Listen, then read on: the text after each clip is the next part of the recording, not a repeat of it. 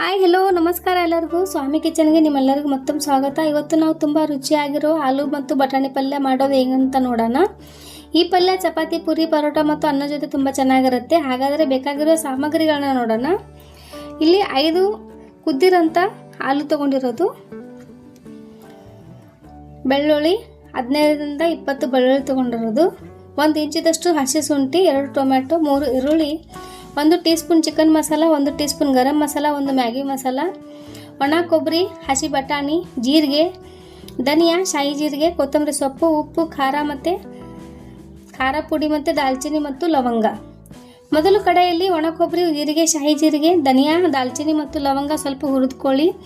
ತಣ್ಣಗಾದ್ಮೇಲೆ ಮಿಕ್ಸಿಯಲ್ಲಿ ನುಣ್ಣಗೆ ರುಬ್ಕೊಳ್ಳಿ.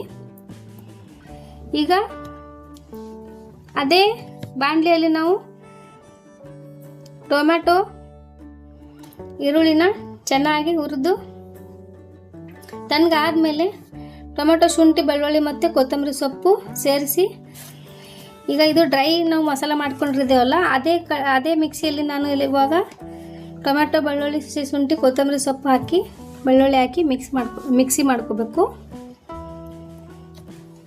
ನುಣ್ಣಗೆ ರುಬ್ಕೊಳ್ಳಿ. ಈಗ ಅದೇ ಬಾಣಲೆಯಲ್ಲಿ ಎಣ್ಣೆ ಹಾಕಿ, ಎಣ್ಣೆ ಕಾದಿದೆ, ಸಾಸಿವೆ ಹಾಕಿ, ಸಾಸಿವೆ ಸಿಡಿದ ಮೇಲೆ ಜೀರಿಗೆ ಮತ್ತು ಕರಿಬೇವು ಹಾಕಿ ಒಗ್ಗರಣೆ ಮಾಡ್ಕೊಳ್ಳೋಣ.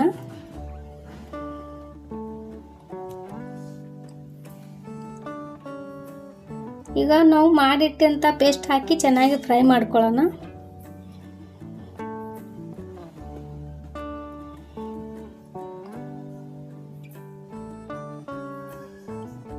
ಎರಡು 3 ನಿಮಿಷ ನಾವು ಚೆನ್ನಾಗಿ ಫ್ರೈ ಆದಮೇಲೆ ಇವಾಗ ಹಸಿ ಬಟಾಣಿ ಹಾಕಿ ಅದನ್ನು ಕೂಡ 1-2 ನಿಮಿಷ ಫ್ರೈ ಮಾಡ್ಕೊಳ್ಳೋಣ.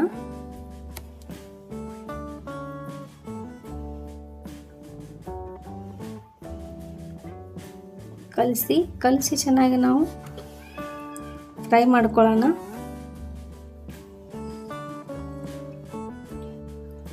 ಇವಾಗ ಇದಕ್ಕೆ ಉಪ್ಪು,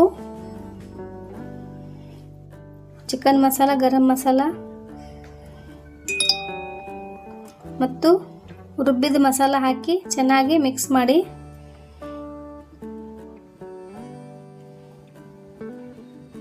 ಎಲ್ಲನೂ ನಾವು ಚೆನ್ನಾಗಿ ಮಿಕ್ಸ್ ಮಾಡ್ಕೊಳ್ಳೋಣ. ಇವಾಗ ಕಟ್ ಮಾಡಿದಂಥ ಆಲೂ ಹಾಕಿ, 1 ಆಲೂನ ನಾವು ಮ್ಯಾಶ್ ಮಾಡಿ ಸೇರಿಸಬೇಕು.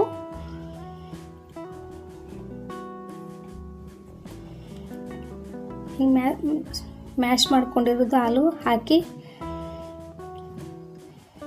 ಮ್ಯಾಗಿ ಮಸಾಲ ಮತ್ತು 1 ಗ್ಲಾಸಷ್ಟು ಬಿಸಿ ನೀರು ಹಾಕಿ,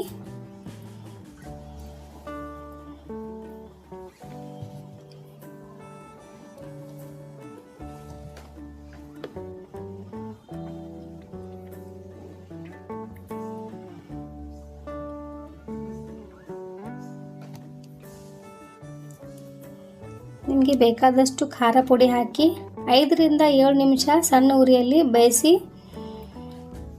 ಕೊನೆಯಲ್ಲಿ ಕೊತ್ತಂಬರಿ ಸೊಪ್ಪು ಬೇಕಾದರೆ ಹಾಕಿ ಎಲ್ಲ ಒಂದ್ಸಾರಿ ಕಲಸಿ 5ರಿಂದ 6 ನಿಮಿಷ ನಾವು ಸಣ್ಣ ಉರಿಯಲ್ಲಿ ಕುದಿಸಿ ನೋಡಿ.